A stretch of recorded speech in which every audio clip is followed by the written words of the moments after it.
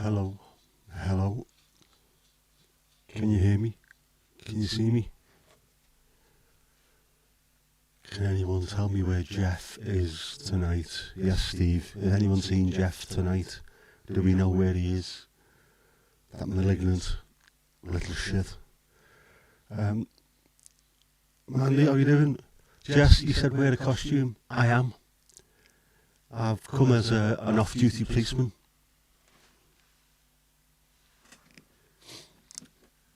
Plainclothes policeman, you know what they're like, don't you?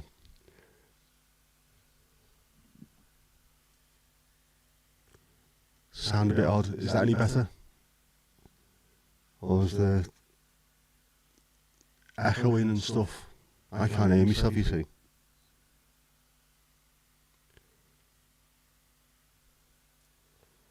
Maybe I'll turn that down so there's no playback. Ewan, how you doing, mate? Sound like I'm in a loo. No es bueno, man. No es bueno. So, see, I can't even hear that coming through now.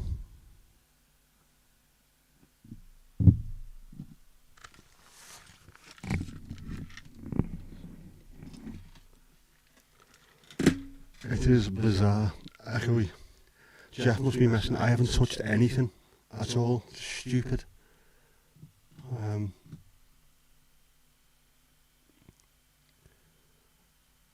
Hang on a sec. Right, is that any better? Can you hear me? Has that stopped the echoing? I hope it has. There was 2 mics. In fact, there's more than... Why have all these mics suddenly appeared every time you are near?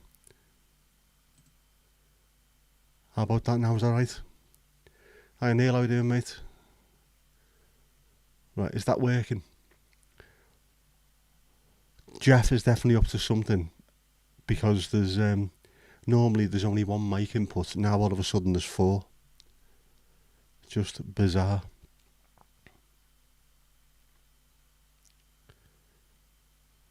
Jeff the meth. When I switch scenes, it might go the same, so we'll have to be careful of that. We'll have to watch out. But this is the main scene that I use when doing these things, though, so if the sound's alright at the moment, hopefully it'll stay that way. Botrix has correctly joined the channel. There's nothing correct about Botrix, I'm sure we know that, don't we? Yep. How's things? Are we all alright?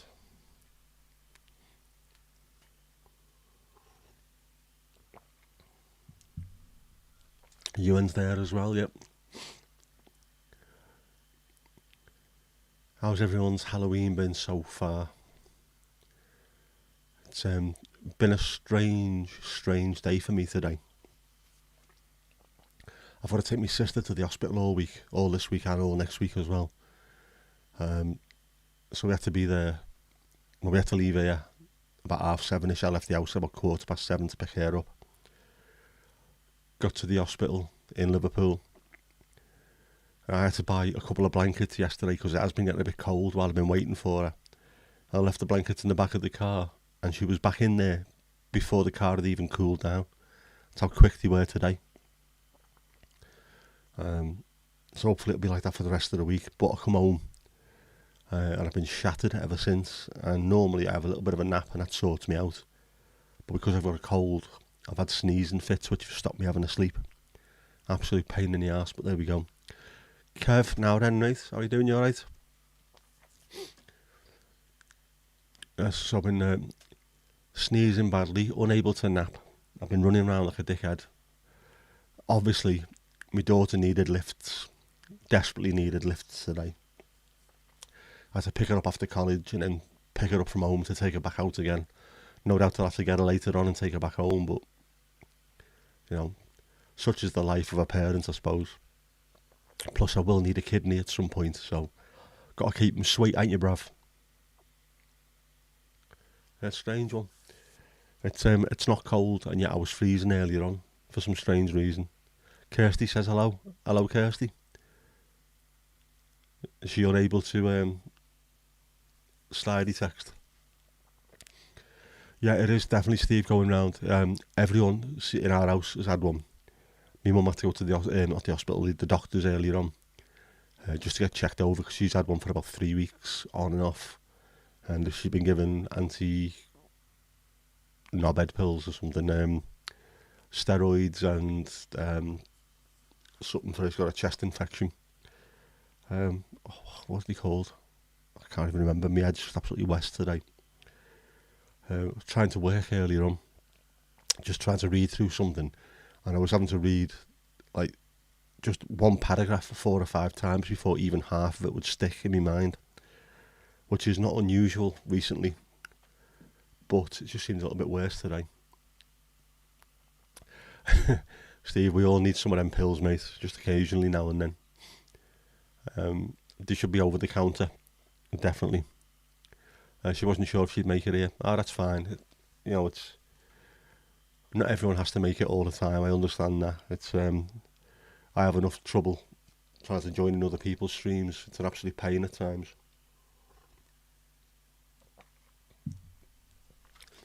As John Lennon himself said, life's what happens when you're busy making other plans. And he was right. When you think, I'm going to sort myself out tonight, I'm going to put my pyjamas on, settle down and watch a nice stream, and then next thing you know, the phone goes, can you pick me up? And also bring bandages. It's that kind of thing that normally happens, isn't it? Yes, man, you're on point, of course you do. You're a pointaholic. It's good though, isn't it? I like the fact that everyone's thirsty for points. That's what we should be. Botryck's thirst.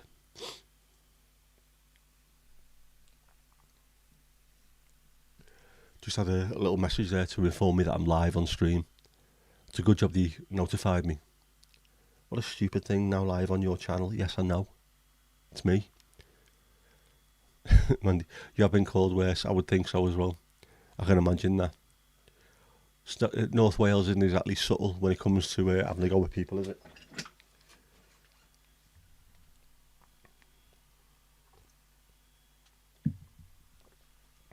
I'm on the tea tonight. The Earl Grey. I've been having to have me, where are we? There we go. Me charcoal coffee company. Our good friend Adam. I've been having me coffee of a morning to set myself up before I go and pick my sister up. And I'm making sure I keep that in hand until I can order some more. Otherwise I'll be having a cup tonight, but I'm just on the Earl Grey instead. Which is very nice. I've also been on the Lemsips. Quite groovy them, aren't they? And obviously I've got me massive mugs. I went and got a normal cup the other day to have a Lemsip in, and it looked like an espresso cup. It was ridiculous. I don't know if my hands are quite big anyway, but just this tiny thing just doesn't seem right. Yep, Gen X. We will live. We are the cockroach generation. When all else is, collapsed to dust, there'll be some Gen Xer just making the best of everything, like we always have done. Yeah, so one of them days today. But the blanket that I bought, or the blankets, because I bought one for in the house and one for in the car, they are fantastic. I can see me falling asleep in the car tomorrow if I have to put that blanket on. With me seat all the way back, cap pulled down over my eyes, tunes going. It was very, very mellow, the tunes today as well, for some reason. I put a playlist on and I must have been in a mellow frame of mind when I was making it. Loads of really good chill music, including Portishead that you played the other night, Kev. That was on there. Lots of trip hop and stuff like that. Really good. I enjoyed that today. My sister never complained about the music, so must have been alright.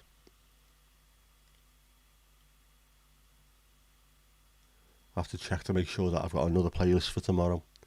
That's one of the good things, I suppose, about going on a fairly longish trip. I mean, it's not long, it's only 20 miles there, 20 miles back. But plenty of scope to listen to good music.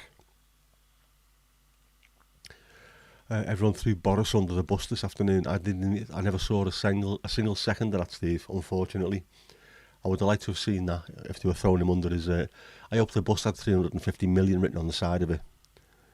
He deserves to be thrown under a bus after what he's done.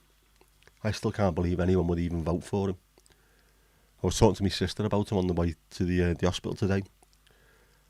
He thinks he's the next Winston Churchill, this great orator, and he's not. It's just bumbling. He can't even put 2 or 3 sentences together.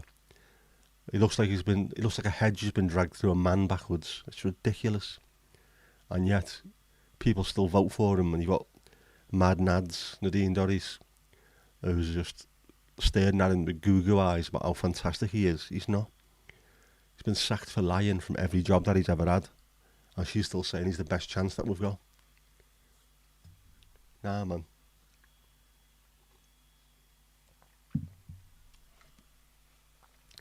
Stop thinking people from Eton are intelligent. They're not. They may have degrees in classics and can, throw a few Greek sentences out there, but they've got no emotional intelligence at all, and no actual intelligence. Saf, how you doing, mate? Salutations and greetings to you as well. Saffield Wednesday. How are they getting on? Not seeing them lately. I was saying to Steve the other day, I've not been watching any of the highlights, and I should do, because I love watching the EFL highlights. Once you get away from that horrible, the Premier League, we are about to be relegated from it, and for the last couple of seasons I've been thinking to myself, do you know what, it wouldn't even be a bad thing, because I hate the way it's become. It's horrible. It's a cesspit. You won your first game of the season, brilliant stuff. I've got a mate who's a big Sheffield Wednesday fan. I think his brother used to play for them. He's from Sheffield but lives up here in the northwest, so I always keep an eye out for Sheffield Wednesday's results when I can. It's weird. Got all the lads who play footy with us. There's a lad from Liverpool who supports West Ham, a lad who's a Sheffield Wednesday fan. There's a couple of United, loads of Everton, loads of Liverpool. It's bizarre. And everyone turns up wearing Barcelona shorts, obviously. You're not late, you turned up. That means you're never late, and you never missed anything. Just me sniffling and talking about blankets. That's about it, really. The chairman, I seen that today. The chairman wants to give the fans to give £2 million to help pay the salaries of the staff, and also to pay off HMRC as well, isn't it, for the tax bill. It is ridiculous. If you want to buy a football club and you want to run one, you're going to have to take on the fact that it's going to cost you a lot of money to pay people's wages, even in the Championship. I mean, fair play. I mean, Wrexham are now in the EFL in League 2. The owners are under no illusions that it's going to cost big money, and they're willing to pay it. They've got it, obviously, but they're willing to pay it as well. It's not going to get to a certain point and they're going to go, no, this is costing more than we thought. They were warned about it. And Sheffield Wednesday are a massive football club. It's ridiculous. Mandy's in the future again. This is happening 20 hours ago.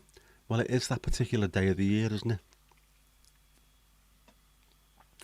Those days where if you got a friend called Ian, you say hello to him. Yeah, hello Ian. There seem to be a few places around here that are really going over the top with that this year. There's the people who've moved into the house just over the road there have gone absolute apeshit. It looks like the place is covered in cobwebs. For like quite a big house as well, but it's covered. It is crazy. Loads of people walking the streets with the kids. Normally, the last sort of 3 or 4 years, we've not seen any of that whatsoever. But loads of them out tonight. I hope they're having fun. I hate it. Absolutely despise Halloween. I know it's an Irish thing, but the Americanisation of it, the way they've took it and really run with it, works well over there. It's great. They seem to enjoy it, but it's just, people have done 8 or 9 hours in work, come home, trying to put their feet up and enjoy themselves, and the doors going every couple of seconds. Trick or treat. Man. It's ridiculous, isn't it? It's always going to be a treat, especially if you're in America. You're not going to say trick to someone who's got a 12-bore shotgun in his back pocket, are you really? Yeah, treat. I've seen someone on, I think it was EB's Discord, moaning about Mizzy Night in Liverpool, Mischief Night, which used to be just harmless fun, knocking on people's doors, maybe egging the houses. There's people smashing the windows and all kinds and turning cars over now. It's gone ridiculous in Liverpool. Right, so Halloween's not a big thing there, but Guy Fawkes is celebrated. Do you know what I love? I love Guy Fawkes Night. It's strange. There's a bit of a chill in the air. It's nice and cool, but it feels warm at the same time because there's fires everywhere and that smell of burning. I love it. Yeah, that's what Kirsty's doing tonight, dressing up, scaring kids, gothed up to the hilt. She should do as well. It'd be good, that. And it does stave off Christmas for a bit, Mandy. It's the little buffer we get before everyone goes full on Maria pissing Carey. Kev's got all the lights off, as you well should. Just hang a Jimmy Savile tracksuit outside the front door. That's normally enough to keep the kids away, isn't it? Yeah, imagine going on a Halloween begging tour and getting shot. Are we talking about America or Liverpool here? How do we? Because it could happen in both, to be honest. As my daughter pointed out earlier on, you spend years and years saying to your kids, don't take sweets off strangers, and then you're saying to them, go and knock on the door there, go on knock on the door. Barnesy, how you doing, mate? Yeah, an excuse for corporations to rinse us all the time, mate. It's getting to the point where every couple of months there's something else, isn't it? Starts off with, you've got New Year, and then straight away Valentine's kicks in, and then Easter, and then all the way through, it's just something else every couple of months. Local rules, kids only go to homes with lit pumpkins. That's supposed to be not just a local rule, that's supposed to be pretty much countrywide now, isn't it? It's sort of received wisdom. If no one's home or there's nothing outside to show that they're actually playing their part in it, don't knock.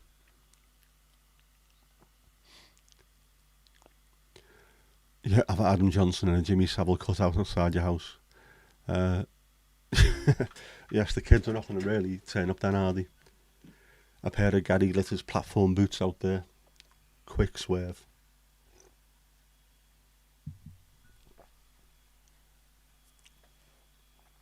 It was never something when I was growing up either, so it's not a thing that I wanted to do. You know, if it's something that's from your childhood, I want to go out and do trick or treat with my daughter, but it was never ever part of my sort of my youth or growing up.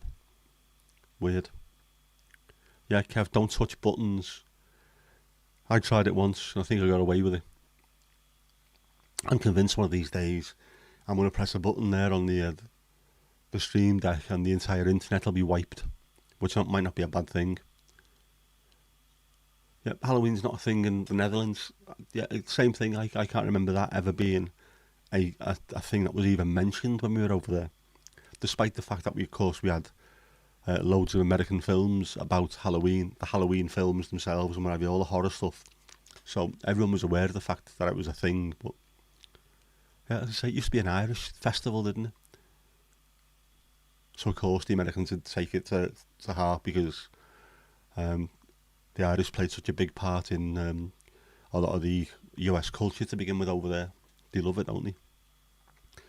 Although, if we've got any of our American friends watching, 17th of March, St. Patrick's Day, Paddy, Paddy, Paddy, not Patty, okay?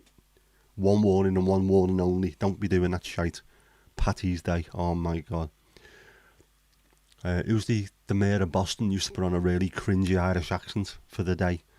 You don't need to be doing that. Just get pissed, same as over here. Some regions do have St. Martin on November the 11th. And that's also begging for treats at the doors. Everywhere must have it. I see all the tweets started pretty early, didn't they? About, again, lots of hysterical American women going on about drug dealers filling candy full of drugs. That's not how you get kids addicted to drugs. To be addicted to something, you need to know what it is you're addicted to. Otherwise, you won't be able to find out where to get hold of it. And successful businessmen, whichever business they're in, don't give their stuff away for free. with no chance of then getting repeat business. Chocoholics are chocoholics and they know they are, which is why they go and buy chocolate. Alcoholics know it's alcohol, that's why they wake up in the morning and go, oh, I need ale. You don't wake up 3 or 4 days after Halloween going, oh, that was a weird couple of days. I wonder what that was. Unless they're handing out syringes or little wraps or something. Yeah, it takes repeated use to get addicted. Which, so it's always the hysterical mums. Trust your kids not to be idiots. Keep an eye on what they're doing. There will be people who are doing stupid things, but keep your eyes open. Don't be daft. And don't think that every single person you come across is going to be nasty. Mind you could get on board with that Halloween. Spoken like a true hacienda aficionado. And an amount like sweets on the door, mate. The American Bible Belt, yeah. I've got friends who live in the Bible Belt of America. It is strange. Funny talking to them at times. Some of them are quite sort of left-wing and well-read and not hysterical and not religious, but just talking to them about some of the stuff that happens. Thinking, really? 2023. It's not the 1800s. Come on, move forward with us. Mind you, they're also, absolutely every one of them is convinced that Bigfoot is a thing. And of course, because it's where they live, a lot of them live sort of in the middle, the arse end of nowhere in the Bible Belt. There's nothing, literally nothing for hundreds of miles, but loads of woods and stuff. And if you go and park the car with the windows open and switch everything off, you can hear the weirdest sounds. They're convinced that there's apes. It might not be Bigfoot. There might just be apes that have escaped and just screaming through the woods, eating anything they can. It's bizarre. I wouldn't mind going over there and checking that though. That'd be good. That take a camera crew, do a proper YouTube camera crew, take them over there and then go and see what's in the wilds of Mississippi or whatever. Oh, speaking of which, I guess it sounds like I'm having a go with the Americans. I am over this one. Anyone know about the ghosts of Flight 401? There's a famous plane that crashed in the Everglades in Florida into the swamps. And there's these stories that stuff that was part of the plane, like the coffee machines and things, were salvaged and were put into other planes, and then ghosts from that plane were seen in other planes here, there and everywhere. So there's an American paranormal investigator and a paranormal psychologist who'd gone with him. And he had like a radio and he pressed the button going, "Can you let yourself be known?" And this voice came through, "Hello, my name is George," or something. It's like, what the fuck is he doing? It's completely fake. And then his woman's touching things going, "Oh, I can definitely tell there's a woman called Debbie involved in this." What are you doing? It's the biggest con I've ever seen in my life. And yet, people are watching it going, "Oh, this is amazing, these are real." Even watching them. I mean, I'm really cynical when it comes to stuff like that, but just watching them, can people not see how he's doing this, how everything's being manipulated, the words that he's using?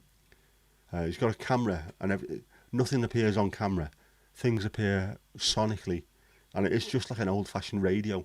And as soon as he mentions, "Can you let yourself be known?" Don Repo, that's the name of the pilot of Flight 401. Don Repo came through. He went, "Hi, I am the man who died on the plane."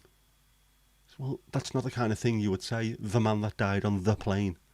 I am the captain that died on Flight 401, or my name's Don, or can you help me look for me head, or whatever the fucking hell they're doing. Yeah, the Yanks do fall. Do you know what, mate? We do over here as well. We're just as bad when it comes to stuff like that. What was the one with Yvette Fielding on one of them shitty Sky channels? I can't remember the name of it, but it was shit. Utter shit. My ex used to watch it all the time. I'm like, "Are you serious? You believe in this?" "Oh, yeah, definitely. There's got to be something there." Yeah, there is. There's a camera crew full of bullshitters making TV for people like you who can't see past, your confirmation bias. Utter rubbish. I mean, Derek Acora lived just round the road from us. Most Haunted, that's the one, yeah.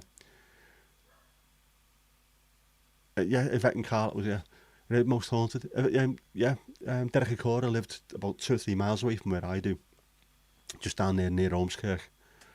And he used to get pissed in the pub, and people would ask him loads of questions about it, and he'd always say, "Oh yeah, it's bullshit. It's done for telly. He's just making coin out of it.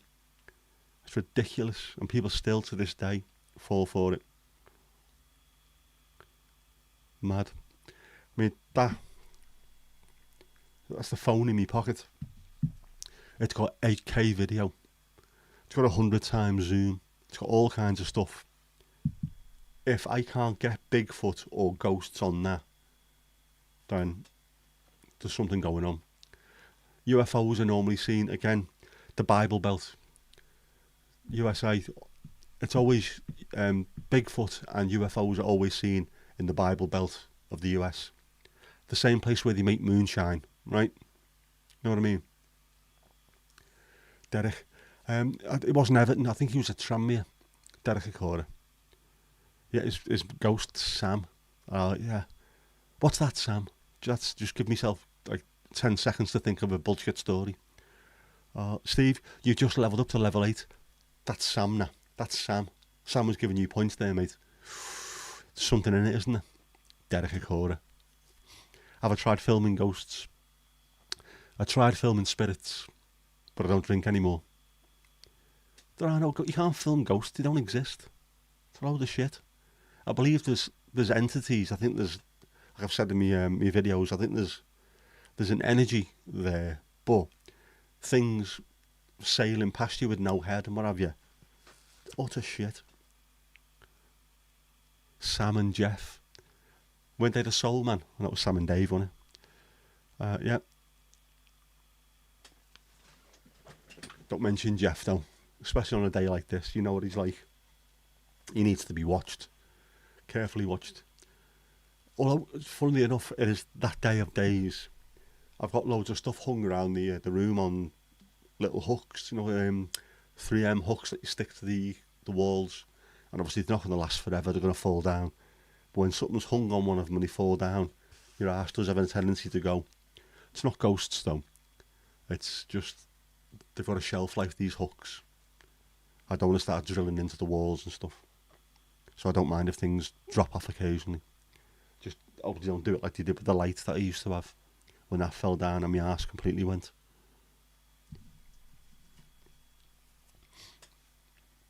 Yeah, why haven't we? 2023, we've got the most ridiculous HD cameras the world has ever seen. To the point where you could... I mean, the pictures I've took of the moon with my camera, and they're not AI, by the way, I switched all the AI stuff off. It is just 100 times zoom. They are absolutely incredible. Why haven't we caught high definition video of Bigfoot or of ghosts? It's always really murky. Always shite. Because it's shite.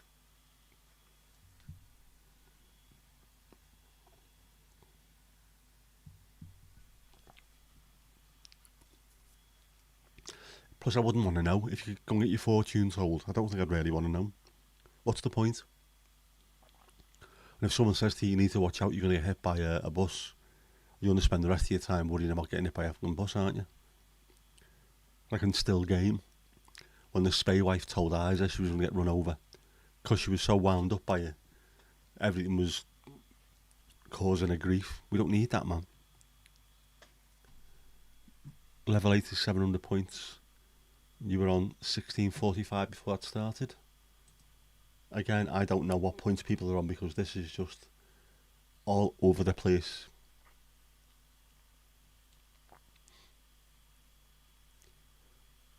Loads of points on loads of levels though, so everyone's doing really well. Proud of you. Really proud of you. Big applause for everyone. Yeah, anyway, if that's ever on again, it's on, it was on Quest, I think it was, Quest channel. Ghosts of Flight 401. Oh man, it was ridiculous. Whoopi and Demi might have something different to say. Demi especially, since she got goosed by a ghost. The boy from The Sixth Sense. Yeah. They might have something slightly different to tell us, but I'll believe Whoopi Goldberg, what she says. Derek Accorder can go and fuck himself in space, wherever he is now. I wonder if he'll come back. Will another psychic suddenly say, do you know what, this is so weird. I used to talk to a lad called Dave, who was me spirit guide, and now all of a sudden Derek Acorda's up there. So Derek, tell us, what can you see up there?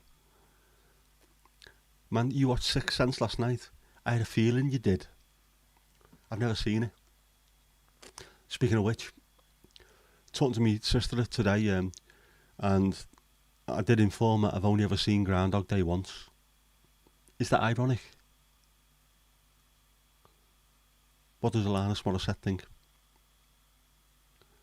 Apart from here's some old rope. How much would you give for it? Yeah, I've never seen that. Mind you, I'm not a big film watcher, or never used to be anyway. I don't think I've got the sitting down and concentrating capacity to do stuff like that normally for about an hour and a half. Half an hour used to be my limit before I'd start getting bored and want to do something different. So I could get away with a couple of sitcoms, but I think that is getting different as I'm getting older. I've started watching a few more films.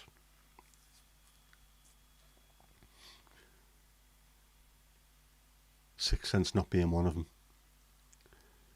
But I have a tendency when people tell me to watch a film and it's great, I'll watch it and I think that's bloody awful. So a lot of recommendations just pass me by. Alanis level irony it is, isn't it? Don't you think? Yeah, and of course on Sky, when it is the actual Groundhog Day, they have the film on one of the Sky cinema channels, and it's just that one film repeated all day long, and they do it every year. You know, they are dragging the arse out of the joke, but it's still, I think it's quite funny. Just keep on doing it. What films do I like? Most of the stuff I watch is normally comedy. My favourite film of all time is The Life of Brian by Monty Python, which is something that I first really started watching when I was too young to watch it, but I loved it. And it's a film that reminds me of the Netherlands, weirdly enough. Again, talking to my sister about this. We had a friend in Middlesbrough who used to run a video shop. And when we moved to the Netherlands, he knew that we had no English telly. So he'd send videos over every few months. All the How the Same Pet videos would get sent over, and he'd send a few films, and The Life of Brian was one of them. So because it was English, we used to like to watch it, just so we could hear English language a bit more. So I watched that all the time, and a film with Bill Murray called Meatballs. And I was telling my sister about it. So we used to watch that all the time, and she was only 2 when we moved there, so her memory's not great. But whenever I watch Meatballs or The Life of Brian, I remember being in Cockleman Landing, 75. That was the house. I don't know any Dutch comedians. Again, when I was over there, I was only 9 and then 12 when we came back home. I liked a couple of Dutch bands, but what we did watch was Voetbal 80, a TV show, football TV show, but was loads of comedy on it as well. I can't remember the 2 fellas who were on it, but they were brilliant, dead funny. So I liked them. They used to have Popey Opie on it. It was huge at the time. Yeah, but I think I just about started to get more into comedy and stuff by the time we'd left and gone back home.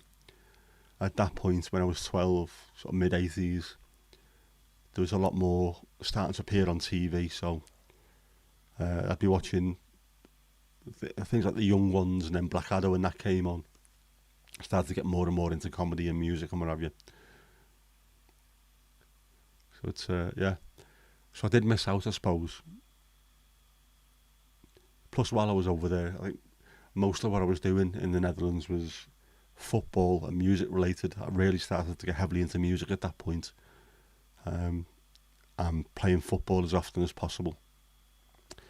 Wasn't watching too much. We used to watch rubbish as well while we were there. Again, because we all spoke English to each other in the house, but we were speaking Dutch pretty much all the time. I would watch things like Falcon's Crest, absolute bollocks TV, just to hear some English voices. Well, American voices, but, you know, speaking English. And we shouldn't have done, because it'd have been better off just listening to Dutch all the time. Might have still stuck. Practice does make perfect. Yeah.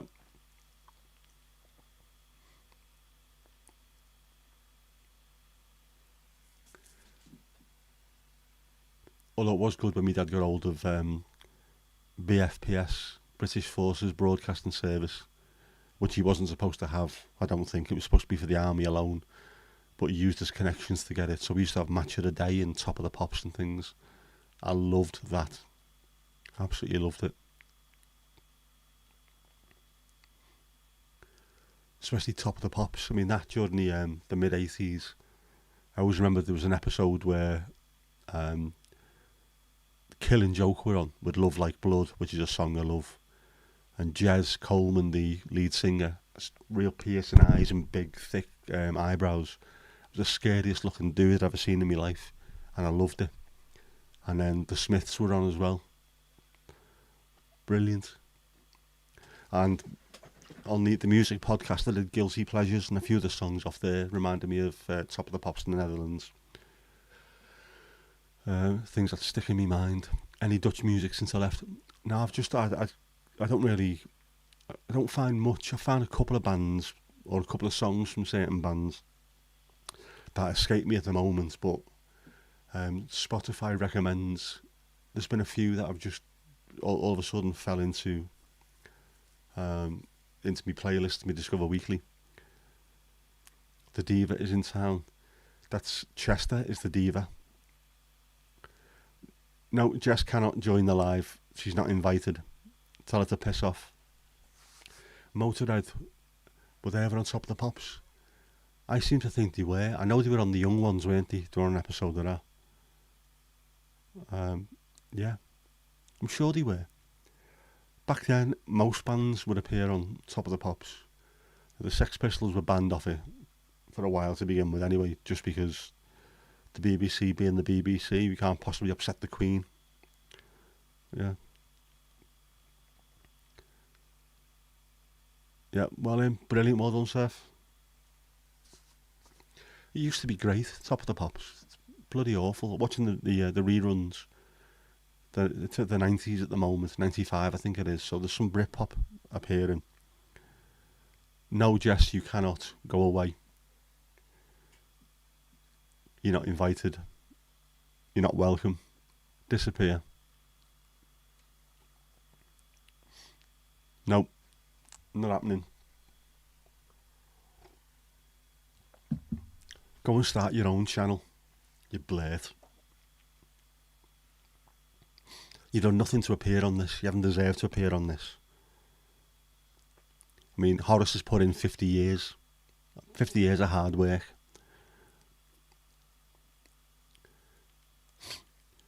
No, man, the door isn't locked, but there is a sign on there that says enter and do not disturb. And it's on do not disturb at the moment, so do not disturb. Nope, not happening. Sod off. It's not trick or treat here, you know. I've got stuff to do anyway.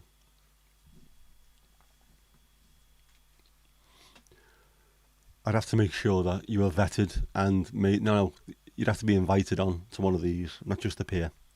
I've got things set up. I'm comfy. Don't need you appearing. Piss right off. I've done enough running around after you today without seeing you again. It's not that I don't like seeing you, but I can't stand seeing you. Your face makes me sick. You know what I mean? I mean, I'm your dad. It's the job, you know what I mean? Anyway, shut up. When I want your opinion, I'll beat it out of you.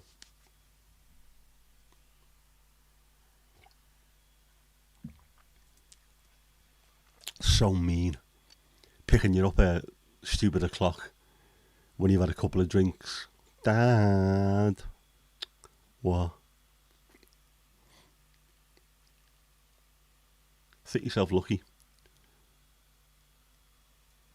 I never had a mobile phone when I was your age.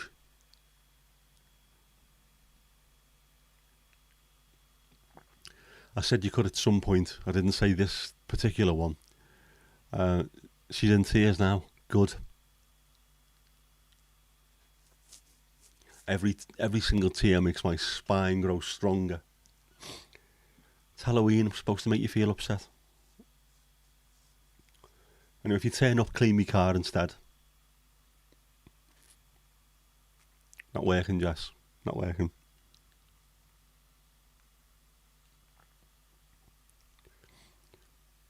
Yeah, we don't need this, Jess. I don't need a stalker who I'm related to.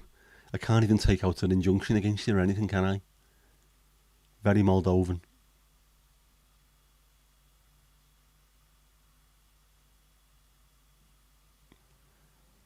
No worries, Saf. Cheers for turning up, mate. You stay safe too.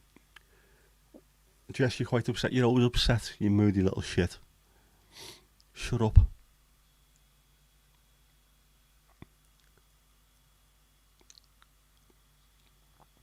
Anyway, it is Halloween after all, so...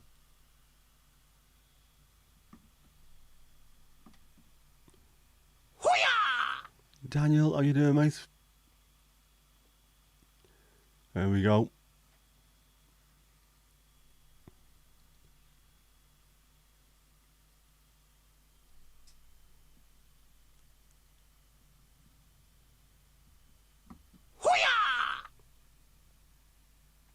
That was Jeff. Jeff's Halloween was being normal and getting a 9 to 5 job.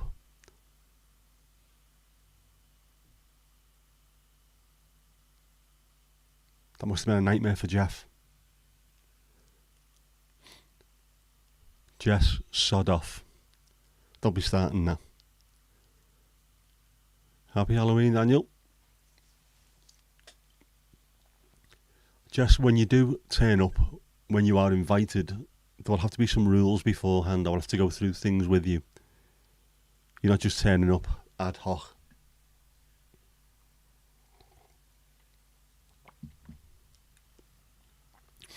Man, your internet didn't nope this time, but Jeff still cocked that one up, to be honest.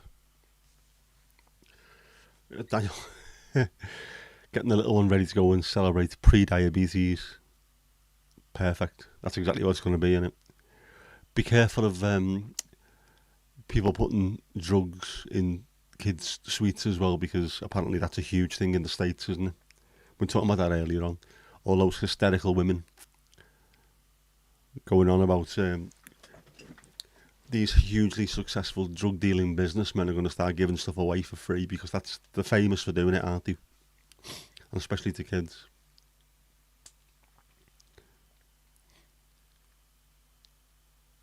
Some good outfits earlier on. I must admit, people have made an effort.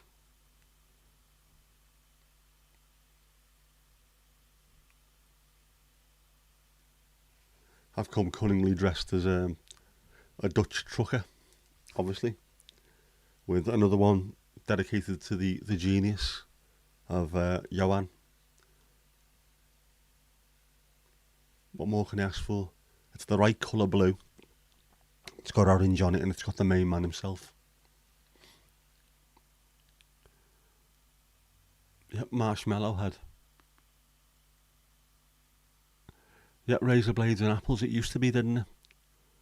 Every year there was another little theory going round. Watch out, they've got that in it, or this in it, or people putting chilies inside chocolate and what have you.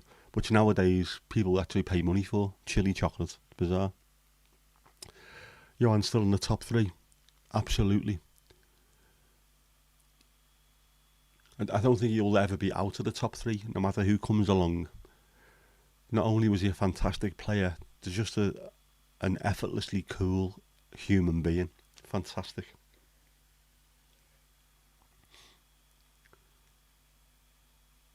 I mean, there's been some good players, but not many of them look as out and out cool as he did. George Best, maybe, with the socks rolled down and covered in mud, like on the cover of the Wedding Present EP. He looks brilliant on that. But Johan's the one. That's why he's been my Avi on Twitter for about the last 10 years, and I'm not getting rid of it. Still can't believe I haven't got a single picture of him anywhere in the house, and I should do. I've got Peter Reid going crazy. I've got a picture of Enschede, like a map. a painting of the Winslow pub outside Goodison. My Sport Clemente shirt hanging up. My Messi signed shirt hanging up. No Johan. Stupid. Yep, commented Total Football. Genius stuff. He is on my chest, but he should also be on the wall, Steve, with the due respect that he deserves. Still love to this day that I met him. Just one of those things that, you know, I might have watched him live, but I actually got to meet him as well, so I'm pleased with that. The map event today, I think it's after the disaster, but it's a nice one. I'll take a picture of it and stick it in the RDA later on. Just something nice to have above my bed, just to remind me of where it was we lived. I haven't got one of Wrexham or Middlesbrough, but I might have to get them done as well. And I've got the Liverpool skyline above my bed as well.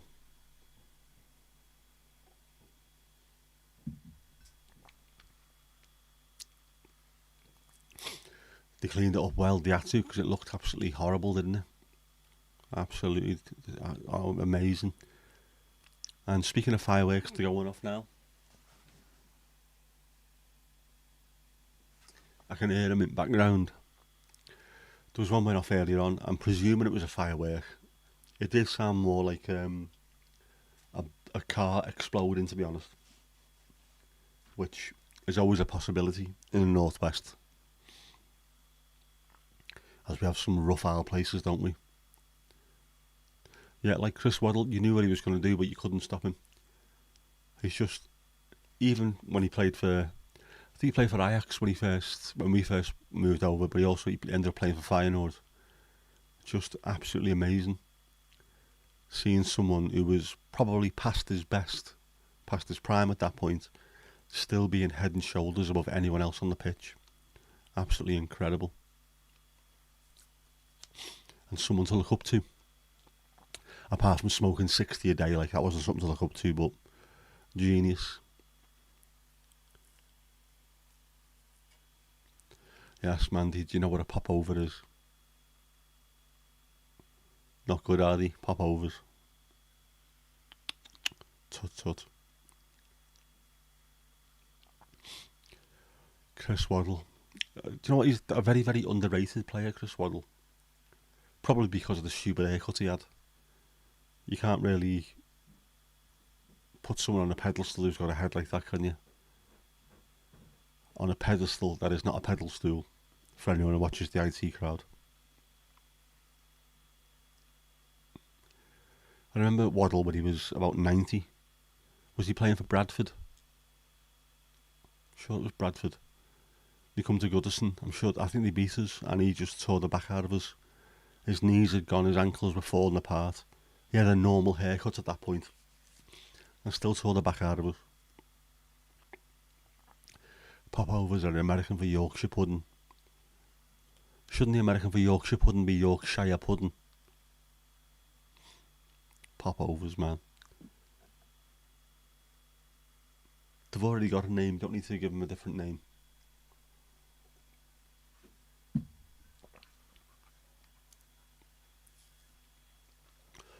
Jess loves Yorkshire puddings, by the way.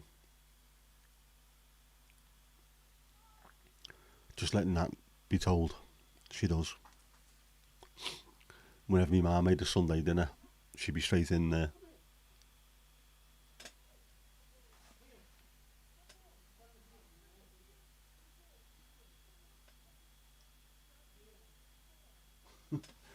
Right, well, a kid's just gone past, dressed as a T-Rex. I'm assuming it's a kid dressed as a T-Rex, rather than an actual T-Rex. An inflatable one at that. Because they pop over the tin.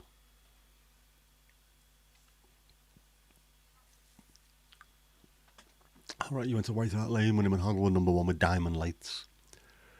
If you watch that they appeared on Top of the Pops. Glenn Hoddle was giving it absolute beans, and Chris Waddle looked ever so slightly embarrassed to be there, which is in his favour, to be honest with you.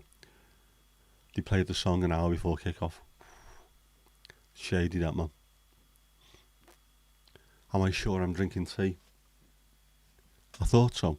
Mind you, I did leave it here while I went to the bathroom earlier, and Jeff is around and about, so could be anything in there.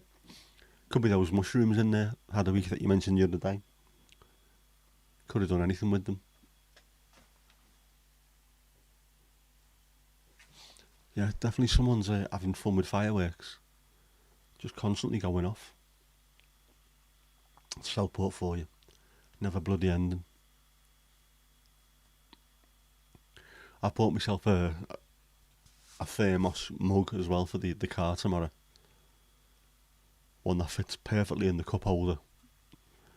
So I can take some tea with me. If it does start getting a bit cold, I've got my blanket and my cup of tea. I'm turning into a proper old-fashioned geezer, aren't I? I'll probably take a picnic next. How do we get the man who was asking if I've been drinking tea? I said it might have had the mushrooms put into that you were talking about the other day. Those psychedelic mushrooms. Jeff might have sprinkled some in. You never know, it could be mushroom tea.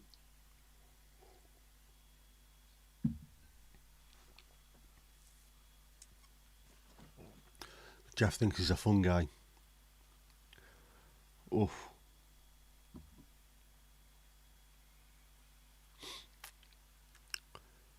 That really, that joke doesn't really deserve anything, does it? Yeah, the flying pink elephants. Oh, that was from the picture I took outside, wasn't it? Yeah. I had to watch out for stuff like that when I was in hospital. I got told one day there was something that had ties on the back of it to tie around me waist, and one of them, the tie was curled over like that, and I think it was dark, and it had like a fur bit on it, and it looked like a tail. And I just said to someone, "Can you just have a quick look and make sure there's not an animal there? I don't know if something's got up through the window, but it looks like there's an animal." And they put the light on. I went, "No, it's not. It's this." And then the following day, I had a woman turn up and said, "We need to talk to you about your alcoholism. And you're drying out and you're seeing things." I was like, "No, I'm not seeing things." I said it looked a little bit like a squirrel because of the way the light was. Just make sure there's not something alive in the room that shouldn't be here. So after that, I kept my mouth shut. I didn't say anything else, apart from all the shadows in the room looked like Simpsons drawings. I sort of kept that to myself until I seen the psychiatrist. I'd love to speak to her again now. What did you think about me when I was in there? Did you really think I'd gone nuts? She seemed to think I was alright, but yeah. So you proper boil it, the psilocybin breaks down. Alright, so does that make it it doesn't work, or does it get into your system quicker? Alright, so no worries. So yeah, it doesn't work, right, sound. Well, I'll make sure that when I'm boiling my tea, if Jeff's around, I'll keep an eye on it.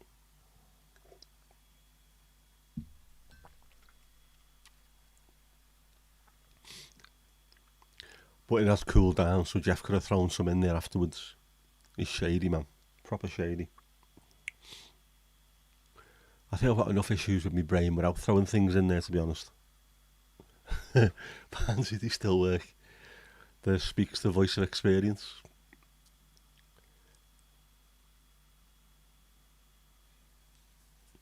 I know loads of my mates used to take them. It's like when we were sort of early to mid-teens, they were a little bit older than me. So why are you doing that? I used to see them going apeshit, lying on Garston Park looking at clouds for about 3 hours. Nah, you're alright. I've got better things to do. I've got my ball with me. I'm going to go and have a kick about on my own while you get your heads together. I've managed to pass drugs by completely, thankfully. Again, I was talking to my sister about it. I was lucky when I moved back to England that I missed the first year of school, of secondary school, and then got put into the top set for everything, so I ended up sort of hanging around with really smart, intelligent people, and me. And we were all into music and all kinds of other stuff, so we did that rather than some of the other lads that were there that were nicking cars and going out and getting wasted of a night. So they were done quite well.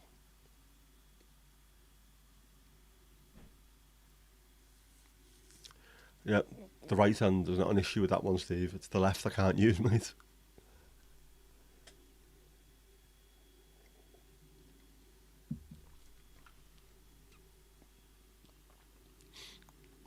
I have to have a big cup of tea, otherwise I'm back up and down every couple of seconds.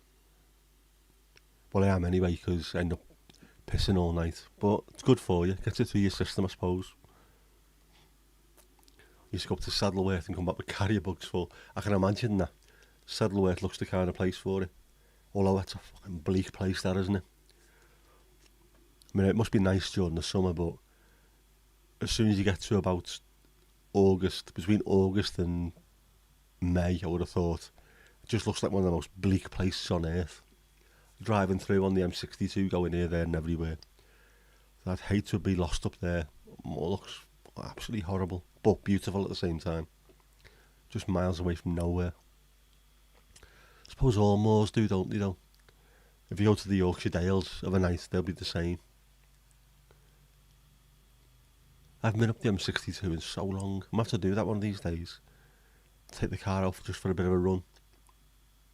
I'm not going to go as far as Hull to Hall and back. We used to do that all the time when we lived in Middlesbrough, up and down the M62 every other week. And then with the ferry back from the Netherlands, that was the same thing. I used to love that, especially the Christmas one when we came over to spend Christmas with the family. We'd get off at Hull and it'd be early in the morning because it was an overnight ferry.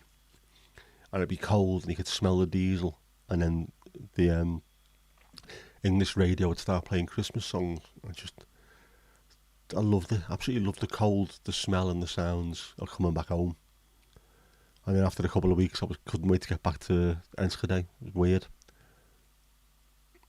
Until that final sort of 6 months, I think, where I just wanted to be back in Liverpool.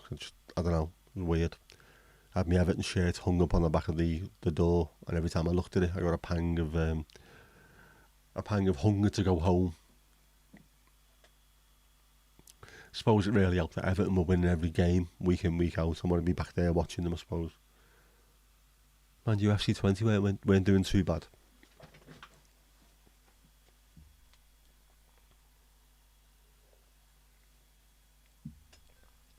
Yep, absolutely right. The grass being greener on the other side. You'd always want something different. And at some point later on in your life, you think, well, if I had just stopped at that point there, I'd have been happier, or things would have been better. But things happen for a reason. Nothing like the smell of diesel, sea air and vomit. Yep. Thankfully, we avoided the vomit, but that trip, I forget how long it was. I think it might have been something stupid like 13 hours, because it was overnight from Europort in Rotterdam to Hull. Oh, man. The North Sea, I'm convinced. If you want to talk about demons, the North Sea is absolutely inhabited by demons. It's one of the roughest places on earth. Cold, miserable. The sea looks black, not even brown, it looks black at times. Crazy. Mandy, you're not religious, but you prefer Christmas carols to Christmas pop songs. A lot of people would agree with you, I think, on that. Although, I mean, I don't like Christmas songs because years and years of living in the pub. It used to be on all the time, and it was the busiest time of the year, so you used to work your bollocks off, and it was horrible. But I remember Noel Gallagher doing an acoustic version of, is it Merry Christmas Everybody? Oh no, one by Slade. Yeah, Merry Christmas Everybody, wasn't it? And it sounded brilliant. It sounded like a really good song. If they just swapped the Christmas theme out, it was a good song. But let's face it, every one of us on here has heard every Christmas song too often, to the point where it's just, unless you've got kids or grandkids yourself, hearing it is an absolute ball ache. And Mariah Carey can fuck off as well. I know she won't be watching. She doesn't watch anymore. We had a falling out. But that song, it's a good Christmas song as well. It sounds old school, but I hate the fact that it's become a thing. And Whamageddon, the same thing. I hate all that shit. Just the first time it comes on, the sound, the radio goes off. Yeah, that is right, Mandy. The only good thing about working in the pub at Christmas is the tips. We used to have regulars in the George, and they would only come in once a year, and that was literally Christmas Day. And they'd have the same drinks, and they'd sit in the same place. So they'd come in once a year, and you'd say, usual. Yeah. Strange. Used to hate it. New Year would kick people out just before midnight. Kick them out quickly to go and sing Old Lang Syne and twat around in the car park. And then we'd go out quickly and get all the glasses in, and then get them back in, do last orders. We'd be up till 4 or 5 in the morning having a drink with the staff, trying to tidy up and clean up. But yeah, not good. It is shopping music. It's exactly what it is, Barnsley, isn't it? It's always tinny being played in a shopping centre, and you see fellas miserable as sin because they've left it to the last minute trying to find things. That's the good thing about Amazon. You don't get the shopping music while you're doing it. You just press a couple of buttons, it gets delivered, and then you can listen to decent tunes instead. Yep, that's the kind of tips you need, Steve. Don't eat yellow snow. Don't wipe your arse with a broken bottle. All that kind of stuff. If at first you don't succeed, you'll never be a budgie. They're the kind of tips that we need to get on board with. Yeah, the lock-ins. They are great. We used to make a load of money on them, but also I'd be one of the ones who had to stay up late, which I didn't mind, to be honest. But we'd be up till 3 or 4 in the morning. I had a random Tuesday night, just for no reason, having a drink afterwards, 3 o'clock, and then you think, I've got to be up early in the morning. Well, not early, but when you've got to open the pub at 11 o'clock, so you've got to be down for about 10. So it's 3 o'clock, I need to actually get upstairs, I need to lock up, count the tills, have a quick tidy, make sure the place is completely sorted, go to sleep, and then I'm back up within 5 minutes. Jeff hasn't changed again. Redecorating every week. You know, you've redecorated it with blood this time, definitely, I know that. That's what we've seen on the thumbnail. By the way, the thumbnail, it's I love the thumbnail I did for this one. Come out looking really well, I enjoyed that. When you live in a pub, it is a permanent lock-in. It's great, but it's also a pain in the arse. It's something I don't really miss about the pub. I miss the people, and unfortunately, too many of the people are no longer with us. But when I finish work now, say I finish work at 7 o'clock, if I'm in the office, I leave the office, and I've got me bag with me. I walk out the door, and that's work done. Until the next time I come in, or if I'm working from home, I'll log off, and that's it. Close my computer down. I don't have to think about it anymore. In the pub, it could be 3 o'clock in the morning, and every time you hear a bang or a noise and the place is locked up, you're thinking there might be someone downstairs. So you're constantly on edge, and it's not healthy at all. We had friends who run pubs as well, who were really good friends who used to train with us and things. Who've had armed robberies done at pubs that they've had, and it was horrific hearing what they went through.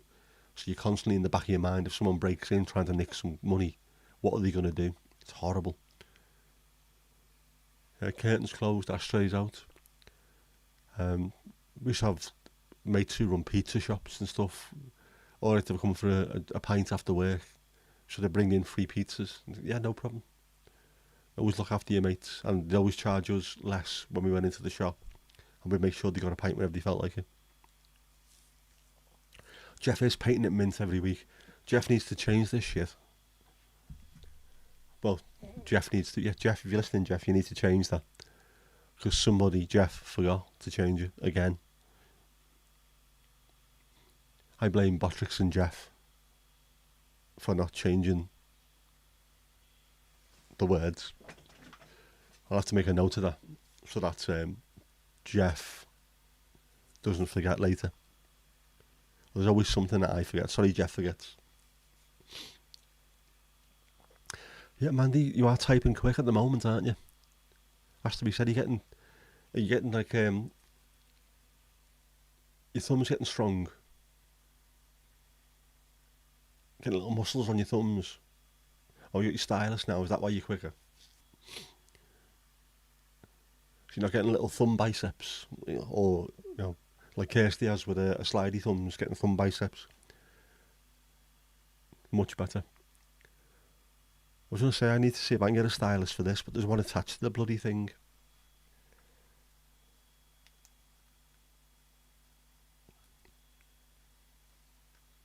I never use it. Ah well, you're typing left-handed, which takes forever. It will take you forever left-handed. I still can't type left-handed. I used to be able to. I used to be a double thumber. I used to be great at doing that, typing with both both thumbs, and now I can't use either of them. But I can wave. I can flick the V's. Can I do a thumb up? How far forward have I moved in all these years?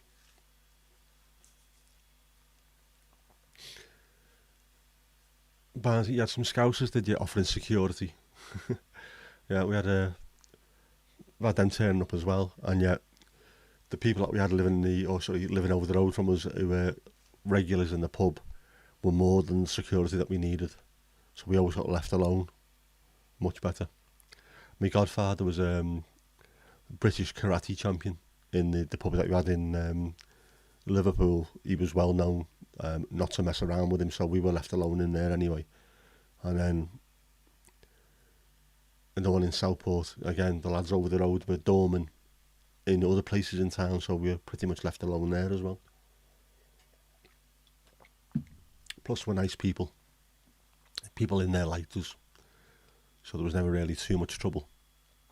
Less mistakes, less backspacing, quicker messaging, correct? Less haste, more speed. Got our most important hand signs covered, absolutely. And just for the Dutch version, of course, Darth Vader is a bouncer in town. Wasn't that a song, a punk song?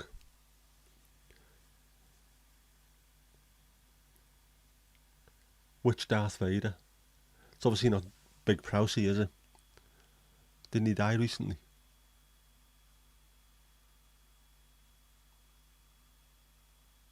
I was going to say, it's not Peter Serafinovich. He's Darth Maul, isn't he? The voice of Darth Maul.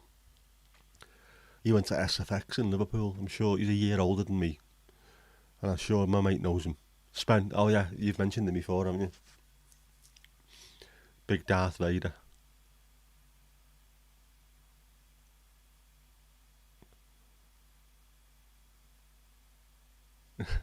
It is, near the chippy where Elvis works.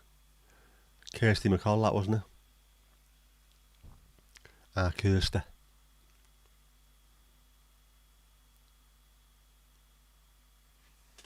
I still haven't got this chair sorted out. I think I might go and check Dals. I think it's called DAALS. Seems to do some very, very good chairs. I might buy a new one, a better one. I think I deserve it. Something a bit better than this heap of shit off Amazon. But I didn't pay for it, so there we go.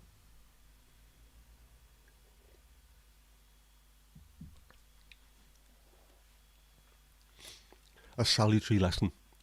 Don't spend hundreds and hundreds of pounds on cameras and lights and everything and then cheap out on a chair. It's not good. Not good for you. The lights don't ruin your back. The chair does.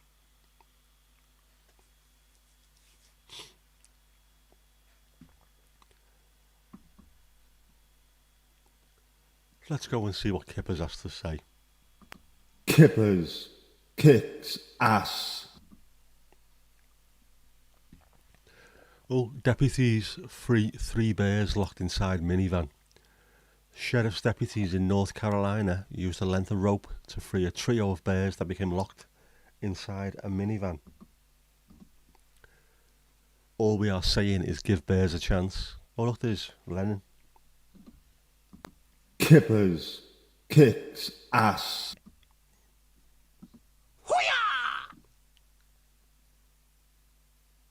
To be honest, Kippers, I'm surprised you never went with the whole, was the first car too hard, too lumpy, too cold, too soft, whatever.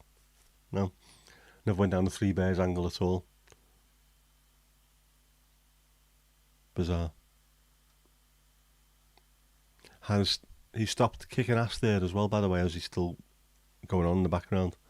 Spencer's neighbourhood, yeah. I wonder if he saw it.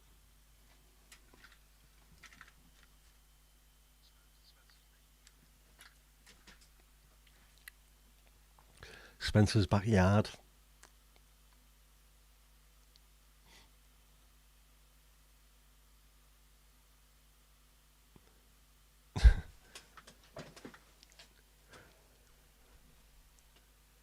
Boo boo cheat cheat. Oh, Mandy leveled up to level 13. You know what I'm going to have to do, don't you? I am going to have to get a Mark King bass slap solo, so the first person to hit level 42 is going to have a Mark King sound effect. No, I will. I'm going to have to do it. Mama Bear should be reported to the Cub Protection Services, definitely. Although, I suppose it should be a fairly safe place to be, shouldn't it, in the back of a car like that?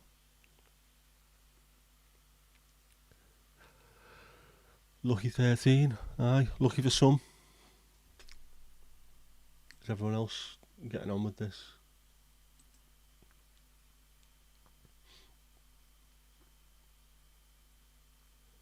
People are definitely getting loads more points. Absolutely.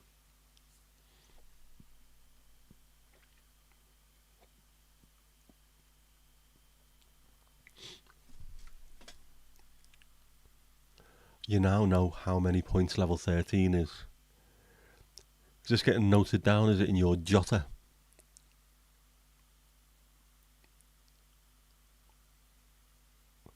Yeah, better not be superstitious. Any RDA music coming up? If anybody else in the RDA community wants to give me some more, I'll be quite happy to make episode number 2. But for the time being, I think I've got a couple more. Yeah, I've got over a couple more songs, but I need more people. Possibly about five or six people in total, and then I'll be able to do another episode. I have got a couple more podcasts that I need to do, and I keep forgetting to do them. My own ones, that is, of course. In fact, I might do one tomorrow. I should do one while I'm in the car, really, shouldn't I? If it was working on my phone, I'd be able to just sit in the car and record all the vocal parts and add them all together. But it won't work because the app's absolute shite. So Spotify, if you're watching your podcasters app, is bullshit. 1750.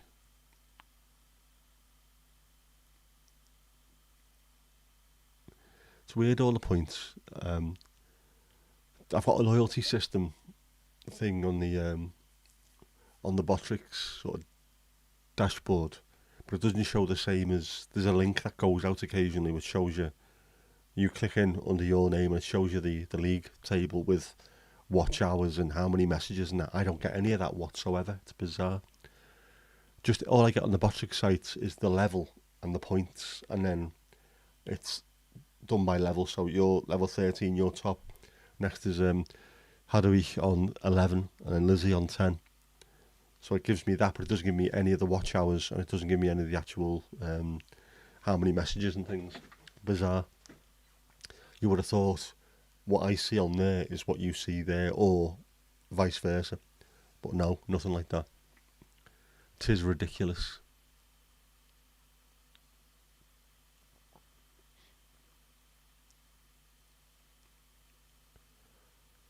You've got a team day from work Thursday. It's the fun team day as opposed to the boring team day during which you might be ill. Yes, I get that. I never used to like our team days. I got a temporary promotion going back. Is it like, oh geez, how long is it now? five or 6 years ago, 5 years maybe. We used to have to go and meet with team members from all over the UK, so it made sense to have like a 2-day meeting. And I loved that, but what I used to hate all the time is the icebreaker. And the same with the team I was on just before I started this one. Would be with other team members from, again, other parts of the UK, but we all knew each other, so this idea of having an icebreaker was ridiculous. We'd all been to the pub together, we knew each other really well. I used to hate them. Give us 3 facts about yourself, 1 real and 2 fake. What shit. The real ones sound fake and the fake ones sound real with me, so yeah. I'd always try and keep a couple in my back pocket, but I'd always forget at the last minute.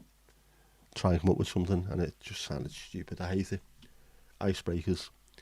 When you work with someone for years, you don't need a bleeding icebreaker. Right, so you're going to the Efteling with the team. Very nice. Mandy's got the 6th sense.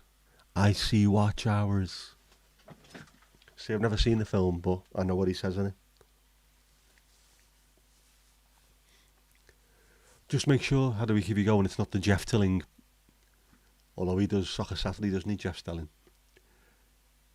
Hoping for no rain. Yeah, well, fingers crossed, thumbs held for you. We don't want rain there. We want to be able to enjoy yourself. Nothing worse than going to a theme park and then not really being able to enjoy yourself as much as you should do because of the weather. Yeah, don't need that.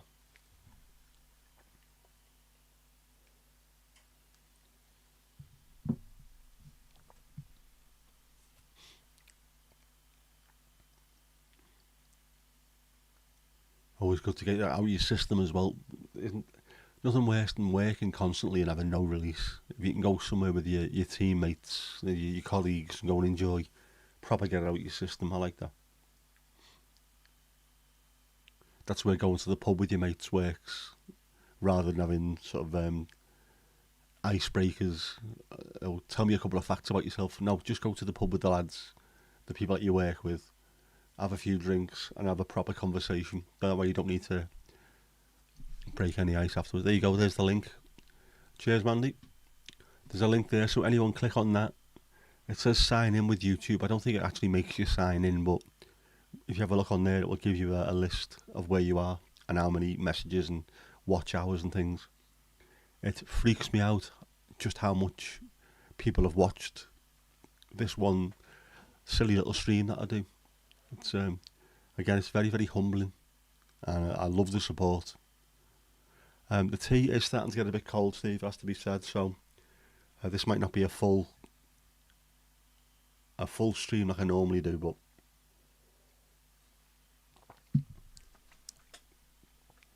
I don't mind cold tea. I've had a child, and I think most English people especially, if you've had a kid at any point in your life, you know what cold tea tastes like. You never get a chance to have a hot one. My mate in work said the same thing when she came back after maternity. She said, it's absolutely amazing, I love being back. And people are like, what? You were off for ages and you love being back? She went, yeah, it's just nice to have a warm cup of tea.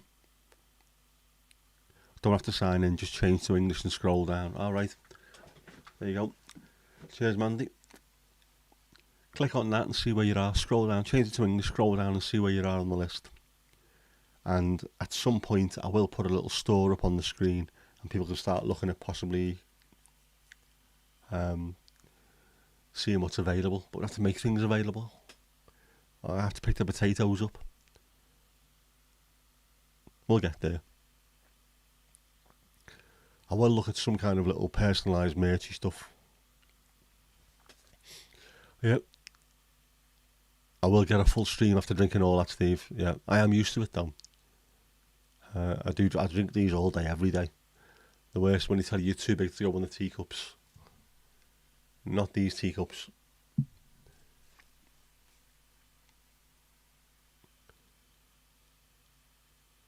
Yeah, I mean, some of those places, you're too big to go on things, or you're not big enough.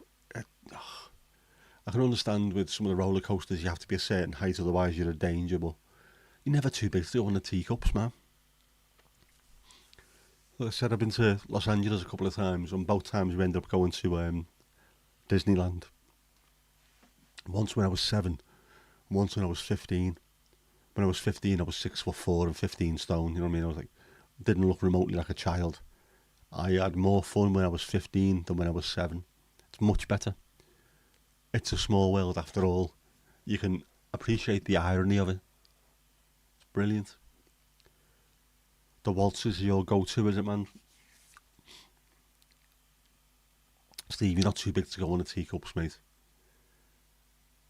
It's a question of mind over matter. Get in there, have fun.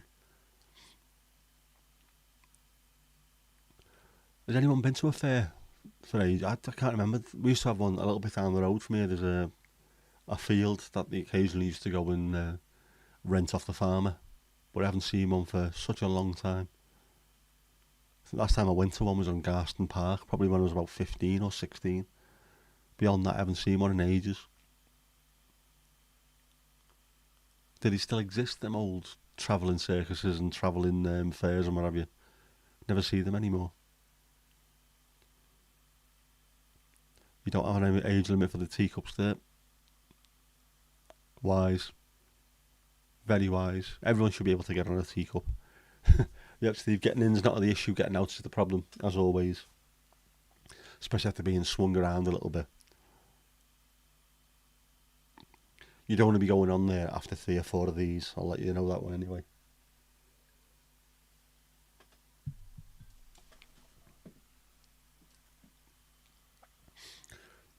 I need to find something to do. It's not going to be a fair, but I need to find something to do this week or next week.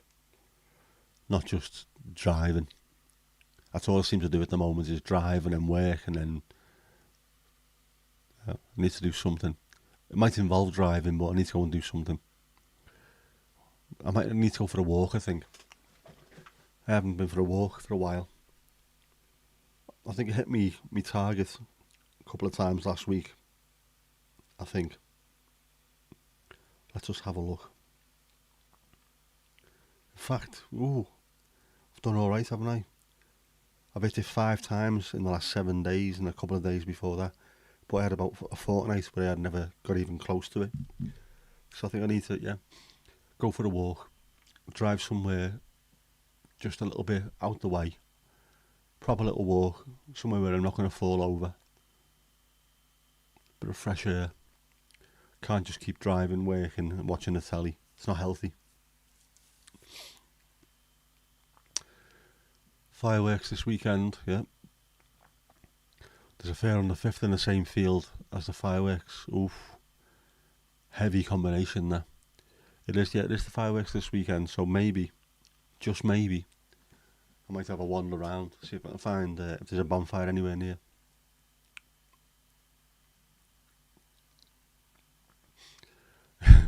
Take a dim view if you've not got a kid with you. Yeah. A Trip to Rill by Mandy Zoider. Nah. Although I do have to go there at some point and pick the potatoes up, so might have to buy you a cider anyway for making them.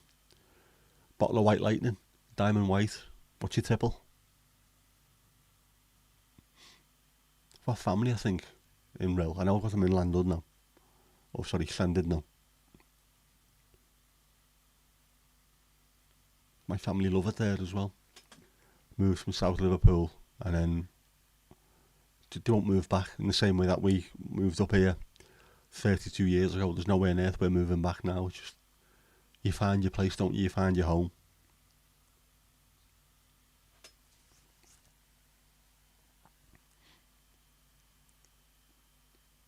Not been to Rill for ages. Or, where else did we used to go? Conwy, a bottle of Tia Maria at least. Yeah, do you know what? Yeah, I think you deserve it after seeing the work that you put in on the potatoes, definitely. I'll go and get one of the bagheads on Breck Road to go and shoplift a load of Tia Maria for you. It's the least I can do. I need to go to Wales End as well. My mum and dad have both mentioned it. It's lovely, lovely place, just not far from Wrexham. That's a trek, that one now. I'm doing all right going to the hospital with my sister, and we only have to go on the M57 for one junction. But having to travel anywhere fairly far, I need to build up to that, I think. The same with talking to my sister about going to the Lake District, because she goes there all the time with her boyfriend. It's only so many hours up the road. Yeah, I know, but that's not too bad if you're at full throttle and you're feeling healthy. It's difficult. Near Maneira, it is, isn't it? I think. I know Mickey Thomas lives not too far from there. He's always walking up and down there. Steve, the spuds are amazing, mate. They are absolutely incredible. The the Daniel and Spencer spuds are a works of genius. Have to be seen to be believed.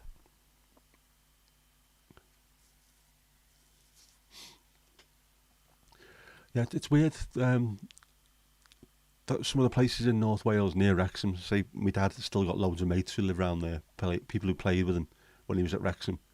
They all still live in some of the nice little sort of villages and towns around Wrexham. It looks absolutely amazing. Yeah, Maneira, Mochtra, Wales End, some lovely, lovely places, and it's not that far away really. I know he drives there regularly because he has to go and do after dinner speeches and stuff before the games. They keep inviting him there. Yeah, I've got pictures of the potatoes, so I'll be able to show you them, Steve, if you get back on Instagram after, if the Russians leave you alone for 5 minutes. Yeah, Code Poet, another one. Um, I think, yeah, I forget who lives there. I know one of the other players lives there as well, Code Poet. He's been watching the Wrexham documentary on Disney Plus, Welcome to Wrexham, and it's loads of people that are on there are his mates. It's crazy the amount of people he knows on there. And he was buzzing the other day because he was watching one episode, and his local, or one of his locals, was on there, the Pantarochan, the pub, which he absolutely loves. There's certain things which stick in your mind when it comes to me dad, and it's always the Pantarochan in Wrexham, the Yellow Rose in Middlesbrough, and Rita and Rooley's Cafe Niemeyer in Enschede. There's always a pub involved somewhere within. Or at least it will be. You've deleted it. It will be in a month's time. All right. So trying to avoid the polonium-tipped umbrella in the arse. Not surprised, mate. Don't mess around with them lot. Don't be falling out of a window, do you? That's his normal one. The amount of people that fell out of windows, really high windows in Russia.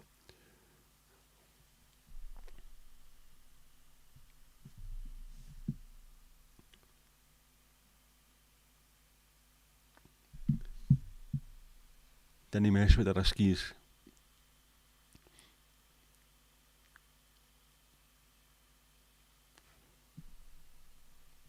Oh, and again, I think Jeff's definitely interfering with stuff here today. Horace's haikus. It's Halloween night. Absolute rubbish, really. I'm bored already.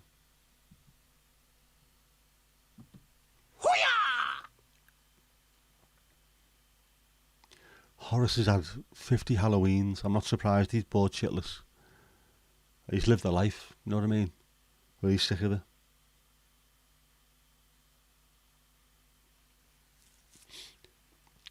Horace rocks, doesn't he? I like Horace. He's a good, upstanding chap, is our Horace.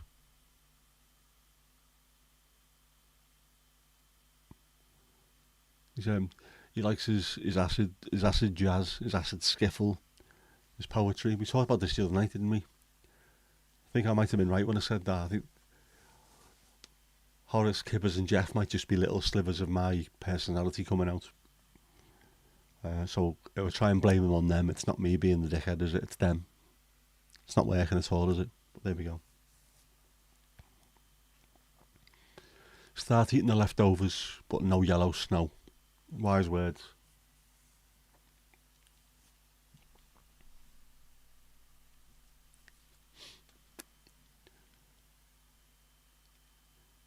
Yeah, 50 years, isn't that crazy?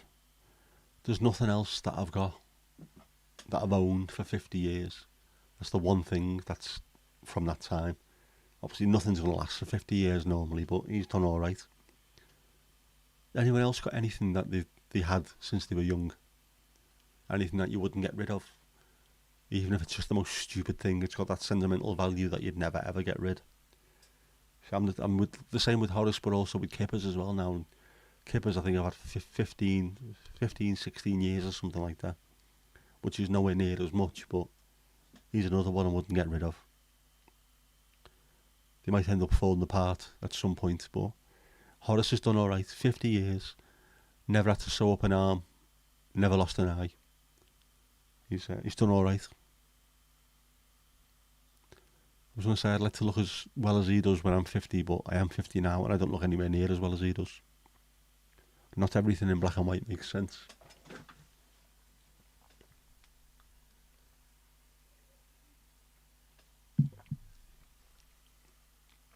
That's not just cold, that's starting to get freezing that now. I'm going to need to get a fresh one fairly soon, I think. Plus I'm starting to get a headache. You've got your mum's bracelet since you were 12 and you wear it every day. That's lovely, that. It's always nice seeing things like that passed forward. And it's good when families put a little bit of value on things like that. Doesn't always have to be the most expensive things or the biggest things. It can always be something small and cheap, or something like you say with a bracelet, something really personal, something that was attached to the person that has given it to you, that was in contact with them. So it's always lovely. That I think it's a really nice thing to do. You couldn't keep your hair for 30 years, Steve, yeah? It's a bit dented and scratched. Are we on about your bracelet or Steve's hair or head? Could be either. All the dents and scratches, they're all little bits of life that's happened to them. Aren't we all a bit dented and scratched as people? You know what I mean? But yeah, the thing, everything that's on there, every fingerprint that's been on there has led to its story. Yeah, Steve, you haven't lost your hair, it's just moved location. Absolute character, that's exactly what it is. I know people call it patina, which is a nice word for it, but it's character. Most of my cars that I've had have been absolutely full of character or rust. But it's when you see stuff like that, it is the character of them. I mean, I love guitars, obviously. When I see guitars that have been played every day, all day, every day for hundreds and hundreds, it feels like hundreds of years. When you see all the paint worn off it, that's the kind of stuff where I think that's the proper character. You can tell there's cigarette smoke and sweat that have been soaked into the wood and things. I love that. Yeah, you would hate to lose it, definitely. When your grand's costume jewellery, you don't wear it, but you never chuck it. Yeah, because of all just as soon as you see it, the memories will come flooding back. I love stuff like that. The value is in the memory, not in what the object is. I mean, Horace is just, it's not worth anything, but it's priceless for me. Barnsley, your mate's daughter had a knitted monkey that he had for over 40 years. And then as soon as you're seeing it, you remember it. Yeah, it's crazy things like that. They have a habit of just stirring up all kinds of memories, and brilliant.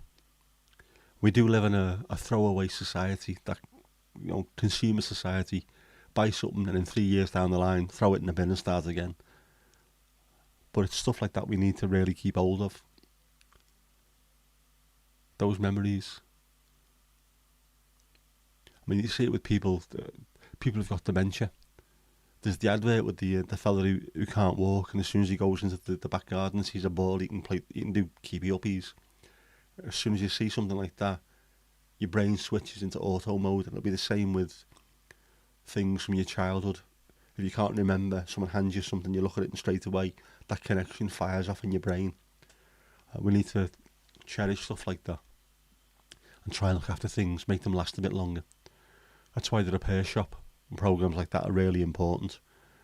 letting the next generation of people realise if you look after these things, you can pass them forward, and they can be entire families can have the history, the stories from years and years gone by. It's not just your granddad's story. It can be your story. It can be your grandchildren's story. It can pass on and on and on. We need more of that. Up the repair shop. Solidarity Brothers. Ow, ow, ow. Clickety, clickety. It's bits of me that are making noises that it shouldn't make. It's not good getting old, is it? You struggle throwing away boxes, especially with a really good box. Do you know what? I understand that completely. The same with carrier bags. The idea of it's a good carrier bag. I used to think it was rubbish years ago, but now I'm at that age where, yeah, you have the good carrier bag that you sometimes put the other carrier bags in, or one that you will fold, a really good carrier bag, and you put that in somewhere, make sure it keeps safe and flat. Good boxes. Good boxes are hard to come by these days. Used to be able to just go into the local supermarkets and pick one up at the end of the by the checkouts. They used to keep them there where we used to live, Garston. Just go and help yourself to a load of boxes and take them out. But no, you don't see them anymore. Big box, little box. Get the rave on. Yeah, you keep a fair amount of boxes just for Drachia. That would make sense. They love boxes, don't they? Animals in general love boxes. Animals and kids, although there's not much difference between them at times, is there? Love a box. The tea chests still exist. And by tea chests, I mean chests that have actually been used for tea. I know you can buy them online, specially made, but they haven't had tea in them. I remember moving house, and the tea chest that we had actually smelled of tea. I likes the boxes better than his toys. Again, kids are like that, aren't they? Spend hundreds of pounds on a toy for them, and then they'll just jump in the box, and then it'll be, they'll turn it into a spaceship or something. You think, you soft bastard, I paid 300 quid for this. A good box these days is hard to find. Please be gentle with this box of mine. Bit of Shergill Farky there. That song, I've got issues with Fergal Sharkey, by the way. I absolutely love the man. But going from the undertones to singing about that, with his big head of Timothy hair on him, it's like, oh man, you can't do that. You're in the undertones. You can't be singing about your good hat, but he is. He's turned into the saviour of the waterways, and he's a top fella, so I love our Fergal. And the undertones. Fantastic. Well, the first single I ever bought, I bought two on the same day, was It's Gonna Happen by the Undertones and Shut Up by Madness. Still got them, and the Undertones, me first little, yeah. I'm going to have to listen to that as soon as I finish on these. How do we got tea boxes, proper tea boxes? Did he smell of tea? Did he actually smell of tea though? Steve, I did see him on Gone Fishing. He's been on twice now, hasn't he? It's brilliant. The fact that it takes a former punk, rock star, whatever you want to call it, to be able to try and hold the government to account speaks volumes. It's ridiculous. He's a nice guy, short but nice. Nothing wrong with that. My Perfect Cousin is a superb song, it really is. Teenage Kicks, superb. You have many types of teas. I have as well, actually. It's ridiculous. There's I've got a cupboard in the kitchen which is just full of ridiculous teas that I've got. Jasmine tea pearls, and I've got some rooibos stuff. Firecracker, which tastes really gunpowder firecracker stuff. Tastes really smoky. It's weird. Got loads of them in there, and then me coffees as well. And yet most of the time I drink my Earl Grey out my massive mug. Lots of herbal teas. I've got a few of them as well. Very handy. Used to drink loads of them in the office. Green teas. Jasmine green tea is lovely. You had dinner with him and his crew before a gig once. Oh man, I'm so jealous.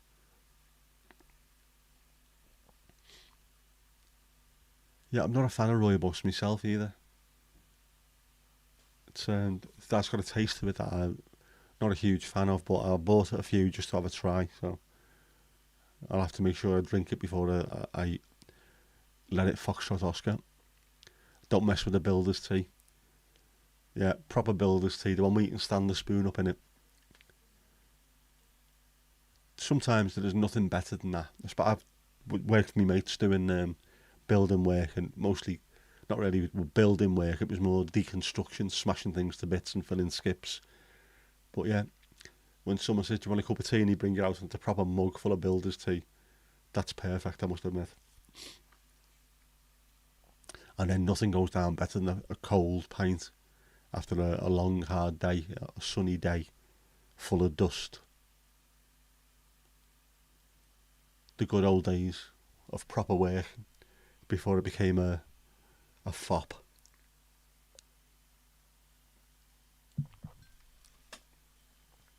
Wearing me civil service undies.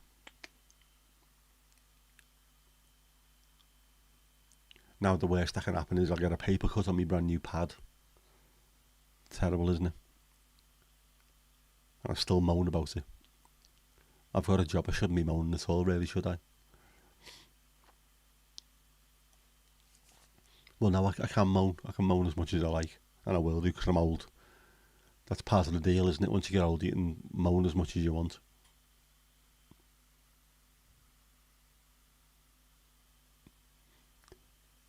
There's a good documentary about the undertones on, I think it might have been another BBC4 documentary.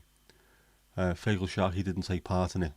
He must have fell out with them, and I don't know if they're still falling out, but the rest of the lads, every one of them, when they were talking, they were just constantly smiling and giggling, and it just seems like a band that was full of really, really happy-go-lucky lads who were pleased to be where they were, pleased to have been on top of the pops rather than dodging bullets back home in Derry.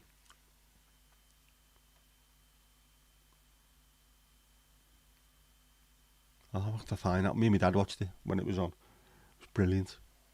I've not seen it since. We never recorded it, unfortunately. I keep chatting. I'm going to have to change Jeff's thing as well. If nothing else, just change the colour. Steve's not really old. Steve works hard. That's what it is.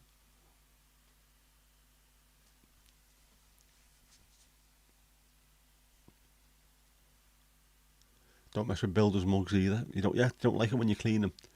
Yes, mine's the same.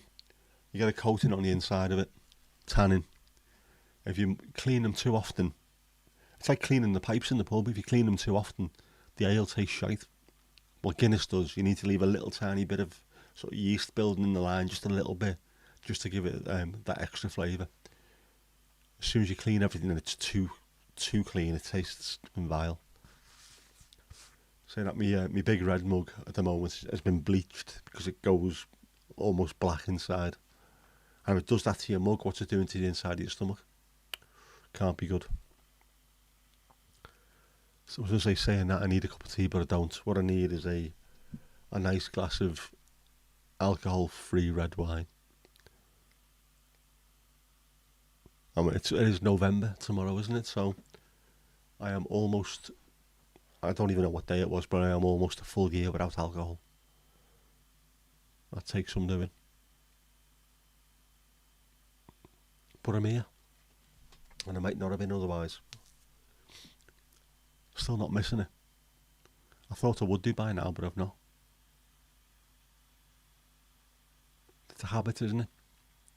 The same as everything else. You just get into that habit of getting home. I've had a hard day at work. A glass of wine will sort it out. Well, it doesn't sort anything out. It just takes the edge off things occasionally. Haven't found any good alcohol-free wines. The only ones I've found so far are the ones that are in Tesco, because I've not really been out anywhere else. The Iceberg Merlot was the one that I liked the most. But what I might do is go online and see if there's any recommendations. Rinse Aid is definitely a problem. It makes the beer flat. Yes, definitely. It used to be a pain in the arse, that. you'd have to be really, really careful. But all the lads that used to drink the Guinness, we used to have Guinness, Murphy's, mild, and then something else down one end. We used to call it boys for the black stuff. Just one end of the bar. And the Guinness was always the best the day before you clean the lines. They were saying, oh, it was fantastic last night. It tastes like shit today. What have you done? We cleaned the lines last night. So what you're getting now is just what it tastes like out of the barrel, but you're not getting any of a little tiny bit of yeast in the line just gives it I don't know what it is, a bite or something, an extra flavour. My dad used to say about, there's a pub in Garston, Colleen Rooney's dad's dad, I think it might have been, used to run the place. And when he got mild, he'd put a stick of licorice in the mild tank. And it just gave it a little bit of a weird flavour. It didn't taste licoricey because one little thing of licorice in a big 22-gallon barrel of mild. It was just enough to give it a little bit of something different, and everyone loved it. Barnsley, you've not done a full day for about 10 years. It's the way to do it, mate. Living the dream. If you can do it, do it. You had a long time looking at the lid. Don't want to work yourself into an early grave, man. But yeah, alcohol-free red wines. The Iceberg Merlot, it's only £3.50 a bottle from Tesco, which is probably half the price of what a normal bottle would be, but works well for me. And it means I don't feel like I'm missing out on anything, but I'm not killing myself. So I'm working well. Anyway, I'm about to start getting ready to close up because I'm starting to feel it a bit tonight. I was feeling shattered earlier on. I think it's yep. Go and check if Albert Heijn has got it. It is German, but don't hold that against it. It is good stuff. Works for me. I will check and see if there's any good ones online. Might treat myself. I was going to treat myself to a really expensive bottle of red on my 50th birthday, but that went out the window completely, obviously. So I bought a car instead. Yeah, a full day. Don't think I've done a full day for a while either.